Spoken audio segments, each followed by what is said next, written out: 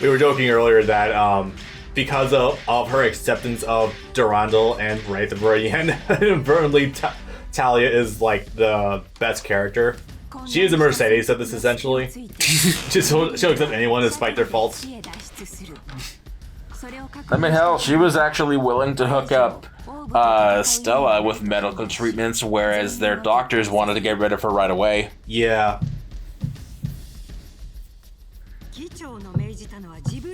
Also a top tier MILF, so yeah, there's that too.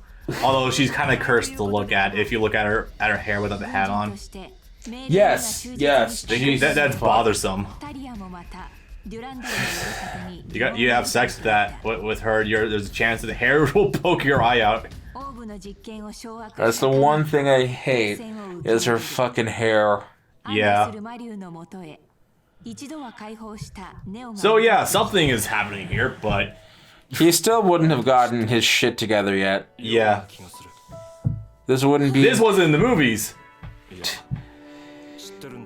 No, he's still Neo, but he's like, wait, no. There's something. There's a haze, but there's something. Yeah. It'll come back to me eventually. Eventually, the Titan's drugs will wear off. Eventually, maybe. Oh right, he did come back after he was given that strike pilot, strike fighter. Those are sex noises, right? And suddenly, hello, very serious look on Lacus. Holy shit! Oh right, and now she hijacked the broadcast, and it was. Oh yeah, that. And it was funny. It was inadvertently fucking hilarious. It's also just very nice of Lacus to leave Mir in picture, like during an ad break, so that she can still be on screen while this is happening. And also leave her audio live too. Yeah, no kidding. Does it make it look better or worse that it's that Mir was reading from a script? Not even a teleprompter, but a script. So she wasn't even looking at the camera; she was looking down. I didn't even catch that, but it's fucking hilarious, and definitely shows that you can look and sound like someone, but unless you have their talking ability in their brain, then you're probably not going to be as good as them. Also, Mir is apparently some girl with black hair and freckles. Freckles with black hair and freckles, and she's a little awkward, but otherwise still perfectly pleasant to look at. Her tits are still enormous. Yeah, and she's got immaculate taste in clothing. I don't mind the kimono on Lacus in Destiny, but like, this is the only thing she really wears ever. My issue is that she's wearing an apron over her kimono. Yeah, it's like she's trying to be like a Soul Reaper captain, but isn't quite there. No. Also, the falling off bits of the sleeves on the top of her sleeves on the side to just, why? Yeah. Okay, so now we're going over the fucking... Is this the Destiny plan? Yeah. Yes. His world without war. So here's the thing.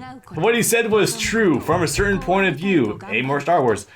So the fact that, the chairman's endgame, as we've already described in detail already, but is actually coming out now. It's the fact that, hey, he wants to genetically deprogram war from everyone, and also genetically alter them to being perfect, essentially.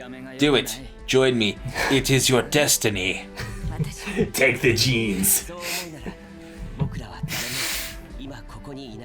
So yeah, eugenics program to make everyone into pretty much the same. Awesome. As well as the fact that your destiny would be determined before you were born because of how you're chosen to be like. That's terrible. And of course they come with all the worst arguments against it. Then no one can laugh, no one can love, and no one will be able to find their own path in life. Well, sure, but there's more arguments you can make to it other than that. Like, you shouldn't play gods to that capacity. There's an anime that takes this concept and runs with it. It's called Psycho-Pass. I've heard of that before. I heard it was pretty decent. The first season is. The second is kind of garbage. Would you believe me if I told you that I believe this is true. I haven't seen it in forever, but I believe the villain of the second season is named Kirito. No, I can believe that. 2013 was a magical time. So the basic concept is in the year like 2200 or whatever, we've gotten everything in life down to a science, so we can tell at birth what your career is going to be, what your major fields of study and expertise are going to be, what you're going to do in life, and also how good or bad of a person you are. We can scan you for that at childhood. What is your life predetermined to be? And if we determine that even from an early age that you have the potential to be a criminal, we'll either kill you outright or we'll recruit you to our secret police. Because apparently only the best criminals who are criminals from a young age know how to catch other criminals. So that's cute. Okay, then. But also, yeah, it's a fight against a system, a bureaucratic system that's like, we determine your fate from birth. We determine what your life is going to be. And those plots are the most interesting because there's no one villain. The villain is the system itself. And those are interesting. Literally Metal Gear Solid in a nutshell. So this is where things get interesting, because Shin almost redeems himself as a character a little bit, because what really sends it off the deep end of the pool, at least in my opinion, is that he just blindly goes along with everything Ray says. Because Ray keeps talking. And makes all the bad decisions. And Shin's a nice guy. He's too much of a nice guy to ever say, shut up. Yeah. Shut the hell up. And maybe that's a bad idea. It's also very obvious at this point in time that Ray, who's working right next to Shin, is an obvious inside agent directly working for Durandal as well, because he was not shocked whatsoever by the revelation of this Destiny program. He was a sleeper agent that was otherwise perfectly pleasant until the revelation about the extended and seeing the brains in jars in that lab set him off and awakened him proper. Yeah. Because he was being suppressed by the drugs. He was there mostly to observe beforehand. Yeah, more or less. Orbit's last bastion against the plan, except for apparently the Kingdom of Scandinavia. I find that so specific and so fucking hilarious, especially the idea that... The kingdoms of Japan and Sweden or Switz. Yeah, okay. I would make a Nordic Swedish joke, but I'm not nearly that creative, nor do I have any of that. Nordic Gamer. Or THQ Nordic, and their AMA on 8chan from like a year ago. God damn it. Do I be thematic? Yeah, let's do it. She is the hottest. Fuck it. Nah, give it to Talia, because Talia's gonna die. Oh wait, can I even select Talia? Nope. No. Yeah, it's alright. Ah, fuck it. I think this version might actually have the nuke, so this was probably not gonna be the worst thing ever anyway. Also, oh wait, I just saw something hilarious. I can still choose Neo Roanoke. I'll take Vaskov, but this is funnier. Okay, this is gonna be a very complicated battle. I have no idea what I'm walking in with. You're gonna be swapping. Yeah, it definitely seems like I'll be swapping quite a bit. Starting out good. Oh god, what the hell are these yellow squares? What are the... Oh my god. Those are the Atlantic Federation, which is still here, which means there's a chance of the Requiem going off, and also maybe later on, the Neo Genesis. Oh yeah, so we're ending season 2 the same exact way we're ending with a setup for season 1, with a colony laser. Except we stole it from the other guys that were using it. Oh, let's took over the second base already. Holy shit. Shattered. Capture relay station before Requiem fires. I'll get to you on that one. Oh yeah, that's right. I have this. What am I worried about? Annihilation beam. And if it doesn't kill, it's still doing an absolute metric fuck ton of damage, so it doesn't matter really. You've got 4 minutes. Yeah, apparently, Lord Joe Biden just happened to have 40 more destroyed Gundams just sitting in a warehouse somewhere. You want to quickly elaborate on who you're referring to as Joe Biden, by the way, because I get the joke, but I don't think some of the audience might know what you're referring to. Lord Jabril, the head of Logos, the head of the Atlantic Federation and Cosmos, and the new replacement for Azrael. Yeah. Which is to say, Shithead, who's a little piss baby, but also has his finger on the nuke button. And by nuke button, I mean interplanetary nuke button. Literally already fired it twice. Once to destroy an entire plant, another one to destroy a moon base. And we saw the return of the evisceration detail that the show can go into sometimes. Awesome. But I call him Joe Biden specifically because it's not in this game, of course, and I don't even think it's in the movie, but in Crossrays you get a scene from him from much earlier on in Destiny where he says, everything is always me, me, me with these people. Why doesn't anyone never think about the long term? Why doesn't anyone earn money for themselves? Why do they always need help with money? Do you mean to tell me that the coordinators don't want a handout and they want sympathy instead? And that he'll try to get along with the coordinators in any way, shape, or form he can? Yes! That took me a second. I love my multi-layered political jokes. Oh, wait. Ah, there we go. I'm much up against this thing. Oh, wait, while it's dying, I can almost kill it.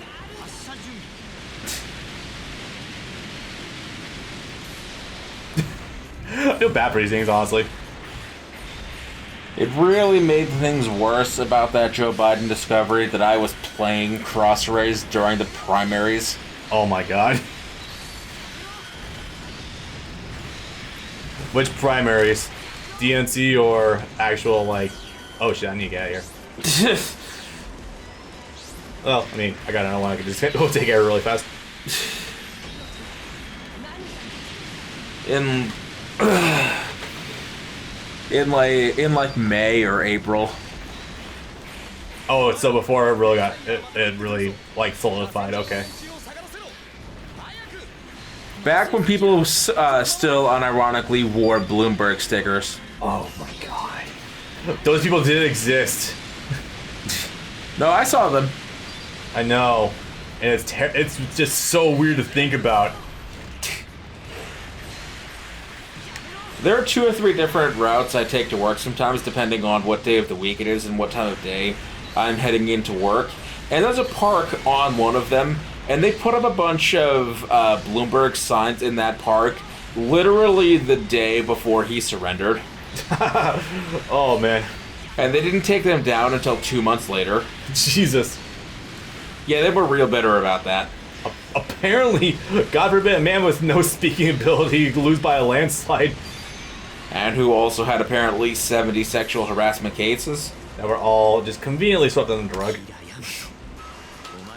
I'm sorry if I've offended all 2 Bloomberg fans in the audience. You know, the one that you are and Bloomberg himself. He makes a nice magazine, apparently, or something. I mean, he does have his own newspaper, and it's pretty nice, I guess. That As one. an actual news source, so that's something, I guess. But that's saying little nothing because Rupert Murdoch owns like most of them. Motherfucker.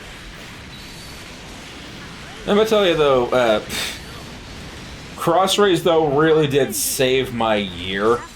Yeah, holy crap. Because it set me down the path of something great and awful. You lost quite a bit of your life to that game so far. The Switch profile will tell you that I spent some 260 hours on that game. Is that a lie? No, it's about right. Okay. Oh god, this part. They're just beating the hell out of each other, and Talia still loses. Barrel roll. Also, this cannon is far less effectual than you think. I think it only destroys a target like once, and that's it. The other times it fires, it gets reflected, and the cannon gets shot before it can fire, or some other fuckery. Like this. Okay, Yep. this time I can handle the DPS of the cannon. I got this, guys. No, for real. What's her ass? The stupid blonde girl. She made a beam deflector in this big gold suit that's really garish and ugly. Goggly? Yeah. And he's suddenly remembered. Also, we redrew that shot. Yes. Interesting.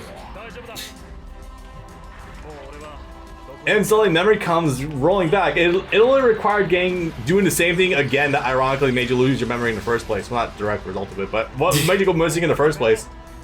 Okay, guys, this time he's not going anywhere, I swear. So I say Crossray started me on something great and terrible, but I guess technically that actually started with me finishing up 3 houses. Yeah, true. You were on that kick for a while. I played the first 2 or 3 routes back when it came out summer the previous year, and then put it down forever, and then picked it up again in January, February the next year, and did all of the remaining routes all back to back. And then I happened upon Gundam when it was on sale, and then just immediately fell backwards into a trilogy of Super Robot Wars that I could not escape from for like 4 straight months. Yeah, and how many Robot Wars games did you also complete in that meantime? I know you did at least T and Z, I think. V, X, and T, 3 games that are 60 to 90 hours each, all back to back. Yeah. And that took me about a month for each of them. And then when that was done, that was when I went back to doing a second playthrough of Breath of the Wild that I actually put on pause back in spring when I picked up Crossrays in the first place. Yeah. And then I ended up playing all of Persona 5 Royal in a month as well. Actually more like in 2 weeks. Yeah, you playing that with like a blink and you miss it kind of thing. Which was funny because that game, I actually spent more time on that game than I did on any of the Robot Wars games. But I played it somehow so much faster, I don't really understand how. Ashes Awakening's gonna suck. Try parries. I was hoping to sucker into this. And that brought me to September, October, and I've been trying with a handful of other RPGs to continue the... Oh, it's way better. To continue the string, but I just haven't been able to find anything on any of those games same level ever since. I tried Tokyo Mirage Sessions. That was rough, and I got bored on the first dungeon. As did everyone else, apparently, because I've heard nothing but bad things about that fucking game. I like the idea in concept, even what it became.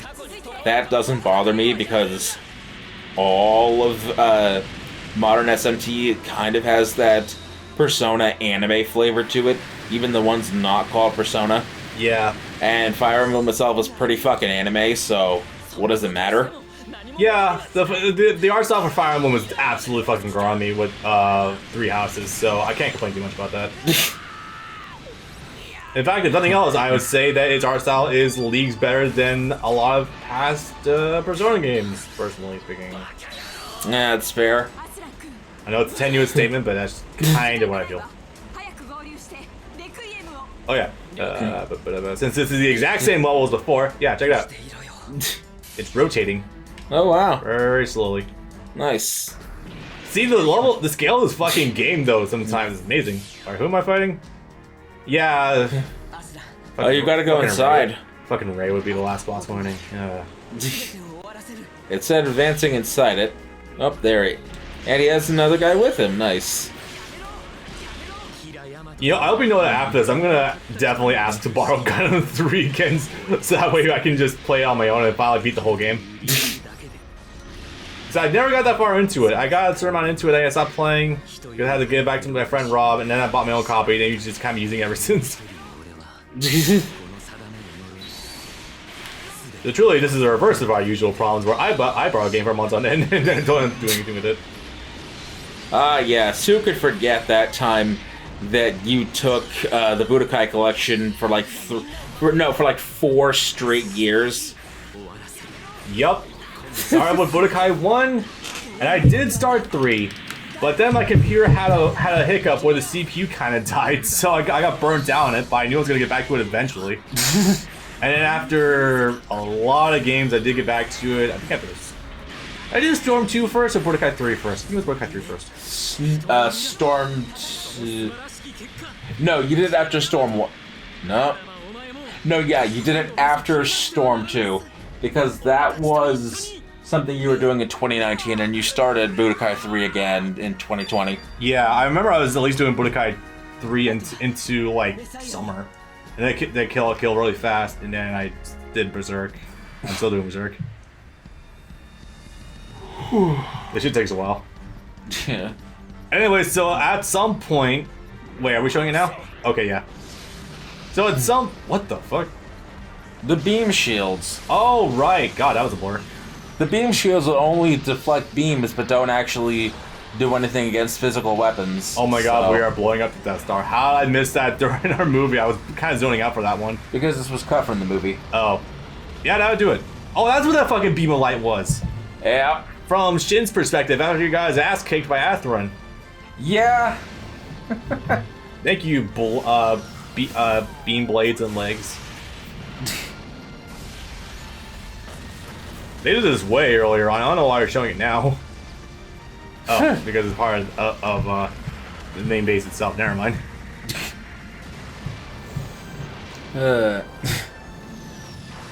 It's chilling to think we're actually done with this game now. Yeah, there's nothing really worth... There's some funny stuff, but nothing really worth showing off in the ultimate mode. Yeah, pretty much. And like that, it's down. And peace has been restored, question mark? Although we still have Stargazer, Astray, some other stuff. Astray, Astray R, Astray B, Astray S. Oh, we're talking about the manga now, yeah. Oh, this is the funniest fucking thing. Destiny, Stray B. And leveled a gun at him. That is really one way to describe what he did to him. And then this scene, what we watched a couple hours ago, by the way, yep, was the funniest fucking thing ever because it ended up being 5 people pointing guns at each other. First these 2, then Ray popped in, and then Tali came off the elevator and was pointing her gun, and then Athrun came off the elevator as well. It was pointing his gun. It was pretty much a Pirates of the Caribbean moment where everyone just pointing the guns at each other and don't know who to point at. It's great. So this is a very stupid thing that is our usual thing of like, you won't bring peace. How I know you can do it?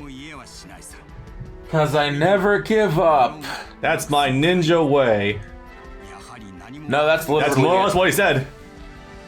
Cause truly Gundam see it as a prophet. Because humanity is capable of evolving. Even though we haven't addressed any of the underlying issues of why we're at war to begin with.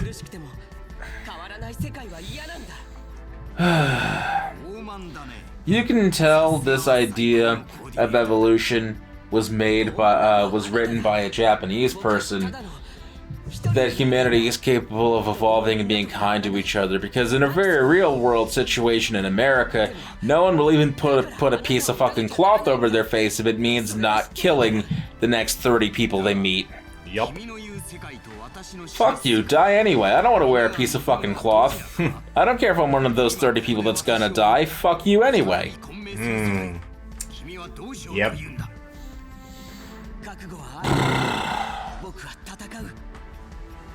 And if there's another person that emerges like me while you do that, I'll just fight them too. Oh my god, literally every single phrase that Kira is saying has been echoed by Naruto to some capacity. What the fuck? It was Ray who fucking shot him. That was amazing. I want his, he. That's how that scene actually played out. Yeah. had woken Ray from his delusion. Yeah, not this specific one, but okay. Wow, she looks like Minerva from this side. Yeah. That's unsettling. I don't like it. No. So yeah, Oh, look, the clone boy gained a mommy and a daddy. unsaid the entire time, by the way. Durandal and Talia were banging the entire time, or at least up until Yes. Minerva was kind of getting the Minerva ship was kind of getting fucked all over the place. Lol.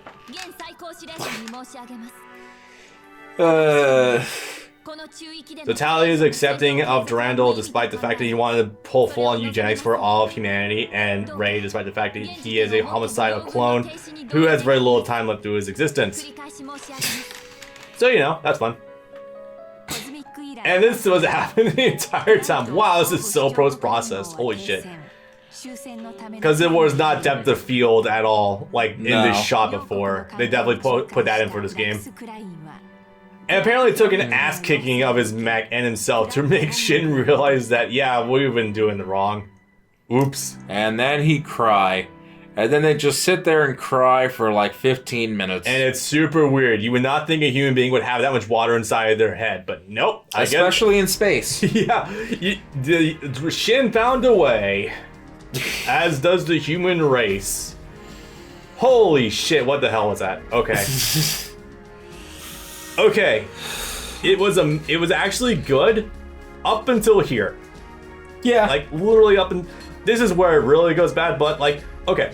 I've been explaining this, but like, these two are not nearly as bad as the shit this pulls throughout the whole thing. Yeah, it's kind of... Yeah, where like maybe 5% of Seed Vanilla is good, like a good 75 to 80% of fucking Destiny is good. Like, I don't think it's much of an exaggeration, is it? No. I'm really talking myself into giving this series a 7, not 6. And lowering Seed Vanilla to a 3. No, that's fair. Yeah. But, If I'm being perfectly honest, I personally think I enjoy Seed Destiny more, and I'm being serious, than Unicorn and than Char's Counterattack. I will... Yeah. Okay. This is the absolute fucking pits. Out of all these, I still enjoyed this the most. Yes.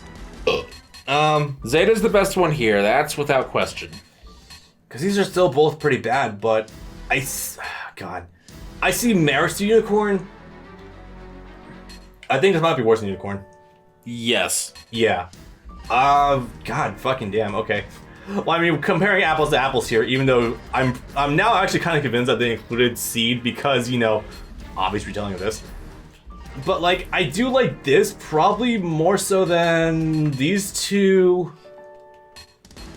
I don't think I like it more than the original 0079, but that's just for legacy factor. I think they had to include Seed because it was the next longest thing they had besides UC, and they needed something. And also, they needed something to fill some slots. Otherwise, the whole of official mode's story, the whole thing could have been beaten in 2 days if Cosmic Era wasn't there, and it adds an extra third. Yeah, it really is. You know, I was expecting walking into Seed that it would just be a complete utter shit show, but I enjoyed way more of it than I expected. Oh my god. Yeah, that's the magic of Destiny. Well, Seed, no. Destiny, yeah, there was definitely a lot of good points we had about it, and like from front to back. It's a shame though we don't have more of the actual stories in here because I have more ample reason to go back and actually watch stuff. God damn it. That's sort of, I guess, what Dynasty Warriors Gundam 2 is for, because that game even gives you a story for Double Zeta. God damn. And then we have Ultimate Battle, which is a bunch of fun little, like, just mini arcs of just original shit you can just go through. Some of it's loosely based off actual other series, kind of. Okay, so this is one that could have been funny, but it's not worth spending the time on. And that's, you go through the whole of all of the main stories presented in the official mode, where you get to play the final battle, but you get to play it from the boss's perspective, and you get to pretend like you won. You get to be Char and win against Amuro and Abaoku.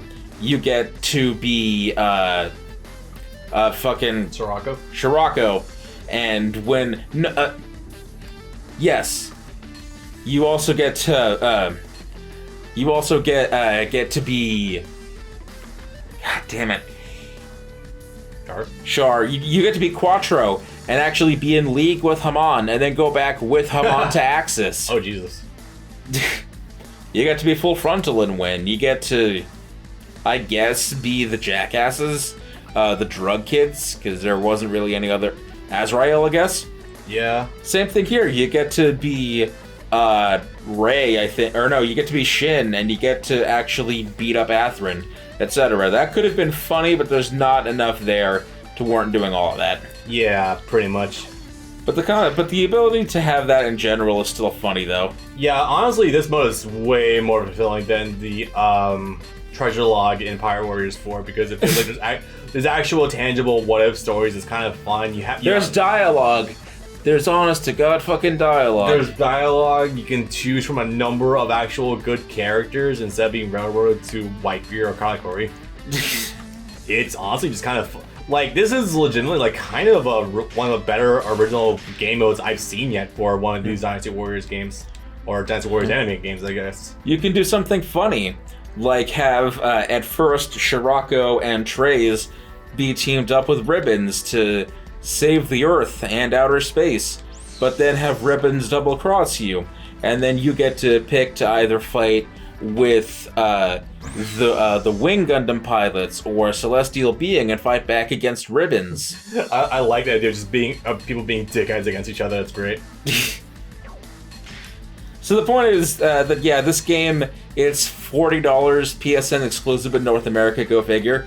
It's still wholly worth that price and the price of the DLC, which you can get in a bundle for $30, which is like 10 mobile suits and a shit ton of extra missions. Now, this game is still available to buy on PlayStation Store for PS3, right? Yes, but you have to buy it on the PS3 console. As of November, Sony removed the PlayStation 3, Portable, and Vita from the website, which all that means is it's gone from the website. If you still have the consoles in question, you can still buy all of the games on the store app on the console. It's weird to think that we're now 2 console generations removed from the PS3. It'll be 15 years old by next November. I don't want to feel that old. God damn it. I know. So I'm not going to go through all the costumes and stuff, but just showing all the extra people that are here that you don't actually get to see in combat. Yeah. AKA everything double Zeta. Yeah. Yeah. Well, after this, I'm definitely going to be taking a... Well, I want to take a little small break from Gundam to give myself time to refresh and not feel burnt out. I still find it funny that they censored Hyman into Hymum. Oh my god, they did. I, Tomino, name characters off of things that don't exist. The Hyman and Jamaicans. Black people and women's virginity. Those don't exist. Rip and kill Double Zeta. Yeah.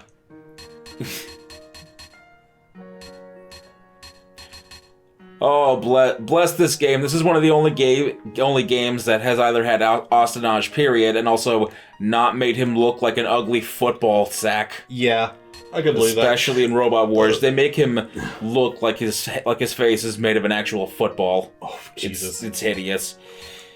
Oh yeah, that's another funny thing. Hathaway's hair is black here, but in every piece of future material you ever see, his hair turns a bright Amuro brown-orange. Good old Sunrise revisionist history. Oh yeah, the Hathaway Splash movies are coming out now. Oh, sweet. I do actually want to watch those. But I also still need to watch fucking Thunderbolt. One step at a time. That's okay, you've seen Unicorn, you already have everything. No, you've seen Char's Counterattack, you have everything you need to understand Hathaway Splash. You're not wrong. I know how I'm not able to go back to Double Zeta and actually enjoy it fully. You can via and past you should. Oh my god, I didn't even know Dr. J was in here. Via past and future perspective. Yep. And Double X is literally the only person there. Okay, no, it's not just Garrett. Okay. I thought we just passed one. We only have one character. No, I don't think there's any that it's not in the gallery anyway. But technically, the DLC ones that are the Endless Waltz and the MSV down there. He's by himself, Johnny. Oh yeah, that too, I guess. Never mind. Then I was gonna say the other ones. There are some that are, but just the DLC. The Quantum and the Endless Waltz get their own separate Setsunan hero. Huh. Look at how many characters are playable versus how many more extra there are. Yeah, holy shit. Jesus. And then, yeah, there's just Seed packed to the fucking brim. Oh yeah, there he is, because I don't remember if we actually saw a picture of him at all in the story mode. He was in there actually in there a few times, but I don't blame you for not remembering Joe Biden's in there. He even kind of looks like him. Yeah, with the old hair and everything, yeah. Tries to escape aboard the Gertie Lou. Tell me that's not something that Joe Biden would name. Absolutely. Yeah. Oh, wait, is he? That's Char. That is. Oh yeah, that's right. Durandal is also Char. Actually, go to Mula. Oh yeah, that. Dio.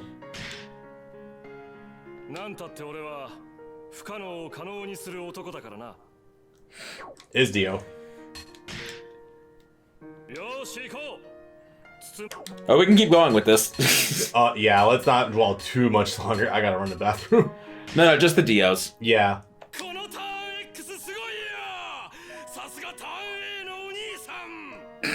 Oh, Nissan? Okay. The Turn X is the Turn A's brother. Oh, okay. Yeah, that's him too.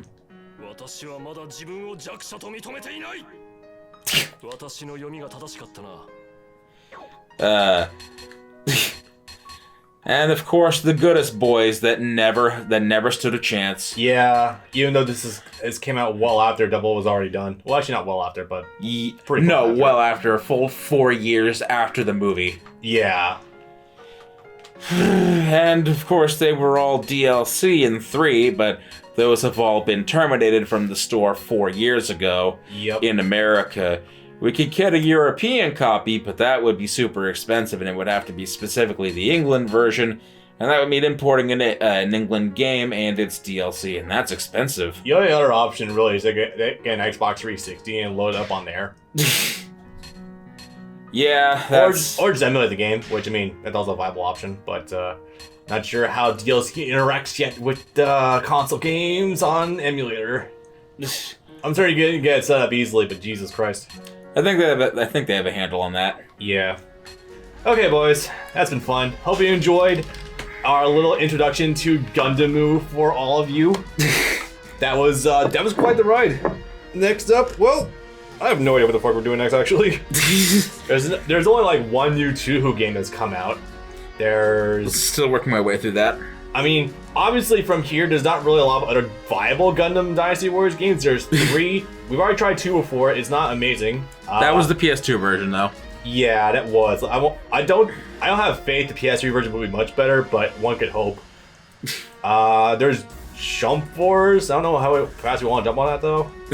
I imagine we have to wait on that DLC, which apparently isn't coming out until spring. Fuck me. Oh my god, really?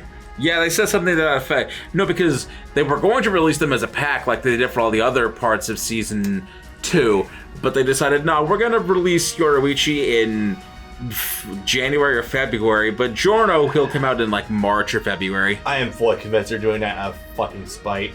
They are. Yeah, absolutely. God fucking damn cunts. Anyway, there's that. There's a couple other things we could probably do next, but we'll talk about it off screen. We'll figure it out. But this is definitely going to be the year that Mechazords, Zoids, shit, I don't know, I'm just saying things are going to be coming to the channel. Hope you look forward to that. I'm going to try to get the Gundam 00 PS2 game to a viable enough state we can let's record it. Because that would be extremely fun and give me a good reason to re-watch the dub in full. As opposed to just the OVA, which we have not watched yet. We should go totally watch it. But yeah, that's the thing we can do. Peace out, guys. We'll hope to bring you back for more suffering. And remember, war is hell. Unless it's marketable. In which case, moral gray area you can keep in.